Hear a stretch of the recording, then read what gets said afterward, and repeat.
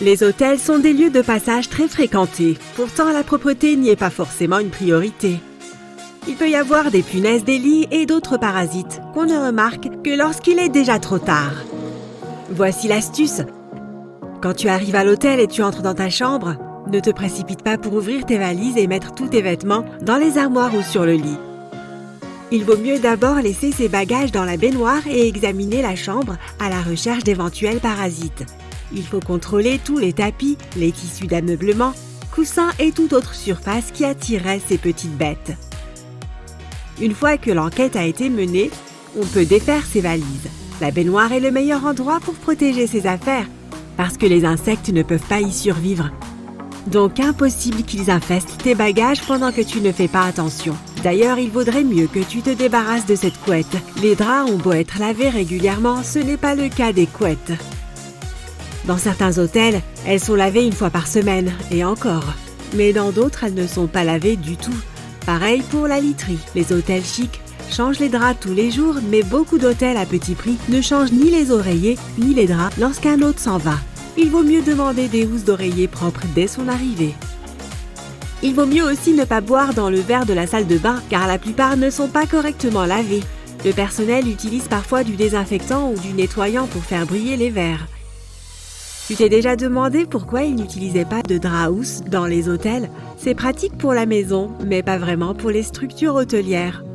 Les draps sont changés beaucoup plus souvent qu'à la maison et l'élastique s'use beaucoup trop vite. C'est aussi une galère de ranger les draps housses. Il faut toujours en avoir plusieurs de tailles différentes. Il est donc plus pratique d'utiliser 2 draps simples pour les lits doubles. En parlant de draps, tu as sûrement remarqué que dans les hôtels, la literie et les serviettes sont presque toujours blanches. C'est tout d'abord une question pratique.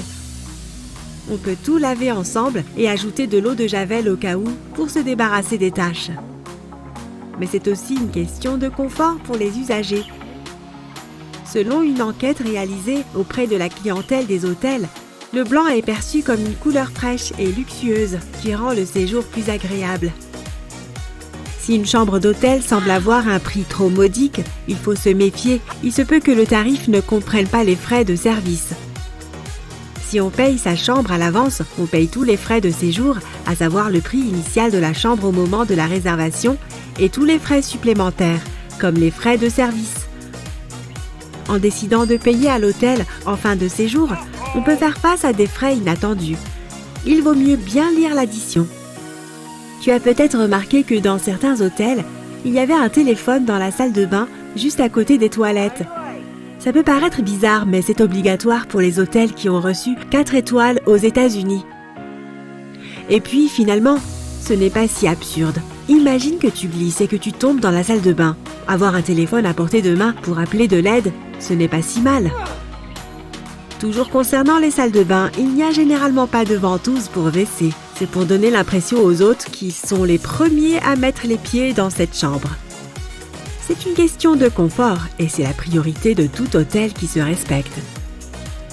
Selon des sondages anonymes, la présence d'une ventouse pour toilette donne l'impression qu'elle pourrait mal fonctionner et ça ne donne pas une très bonne image.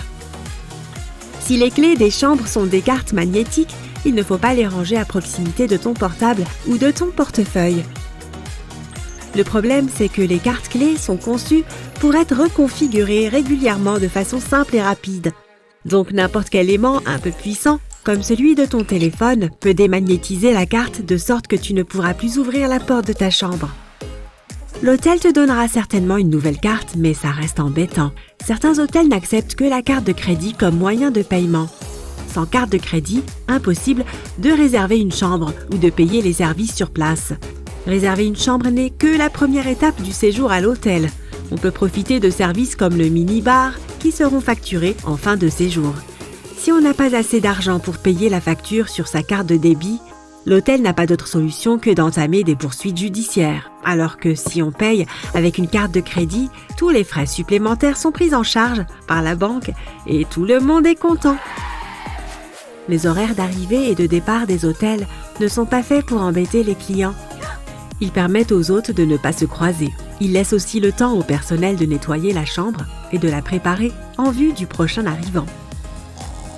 L'heure de départ est généralement prévue entre 11 heures du matin et midi, pour une question de confort. On peut prendre son petit déjeuner et se préparer tranquillement au départ. Dans certains hôtels, il n'y a pas de prise électrique à côté du lit. C'est un peu nul, non? Tout est une question de date. De nombreux hôtels ont été construits avant l'invention de la démocratisation des portables. À l'époque, il n'y avait pas tant besoin de prise à côté du lit. De nombreux hôtels ne se sont pas encore mis à jour. Le meilleur moyen d'éviter ce problème, c'est de séjourner dans un hôtel relativement récent. Lorsque tu te présentes à l'accueil d'un hôtel, il se peut que le personnel te reconnaisse. Il n'est pas rare, surtout dans les structures de haut standing, que le personnel fasse quelques recherches au sujet de leur hôte sur les réseaux sociaux. Ça paraît un peu étrange, mais c'est une bonne façon d'en savoir plus sur son compte et de te permettre d'être plus à ton aise. À l'enregistrement, tu recevras une clé qui va reprogrammer la serrure et rendre toutes les autres clés existantes inutilisables. Il est important d'être courtois avec le personnel si on veut éviter les farces. Les hôtes mal élevés ont parfois droit à 2 clés initiales qui vont reprogrammer à chaque fois la serrure. Il devient impossible d'ouvrir la porte. Le dentifrice est de plus en plus rare dans les salles de bain de chambres d'hôtel. C'est un produit trop cher pour les hôtels à petit budget, parce qu'il est considéré comme un produit médical. Pour les hôtels de luxe, c'est le problème opposé. Ils n'arrivent pas à trouver de marque de dentifrice assez chic pour l'offrir à leurs clients. Le personnel de ménage nettoie régulièrement les chambres, mais ne désinfecte pas souvent les objets les plus petits. Les téléphones et les télécommandes sont les objets les plus sales des chambres d'hôtel. Il vaut mieux les stériliser soi-même avec du désinfectant et une lingette. Le coffre-fort n'est pas forcément le meilleur endroit où ranger ces objets de valeur. Les coffres-forts des hôtels sont généralement des coffres à code et il est très probable que quelqu'un en ait connaissance. Qui sait qui d'autre peut avoir accès à cette information? La surréservation est une pratique courante dans les hôtels puisque la moyenne quotidienne des clients qui ne se présentent pas s'élève à près de 10%. Il se peut donc que ta réservation ne soit pas prise en compte. S'il n'y a pas de chambre disponible à ton arrivée, il n'est pas exclu que l'hôtel te paye une autre chambre dans une structure semblable des environs. Les gens laissent tout et n'importe quoi dans les chambres d'hôtel. Au Portugal, un employé a trouvé un requin qui avait été abandonné là. Le pauvre animal a été transféré dans son habitat naturel en toute sécurité. La plupart, voire la totalité des hôtels choisissent des revêtements en moquette et il y a une très bonne raison à cela. Tout d'abord, c'est une question de sécurité. Il y a moins de chances de glisser et de tomber sur de la moquette que sur du parquet ou du carrelage. De plus, c'est également économique. Il est plus facile de changer une moquette abîmée que de refaire tout le plancher.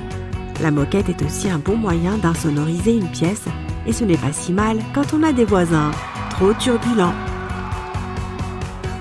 Tu t'es déjà demandé ce qu'était un petit déjeuner continental et pourquoi on l'appelle comme ça? Le nom vient du Royaume-Uni, qui est un ensemble d'îles, et il désigne le petit déjeuner qui est servi en Europe continentale.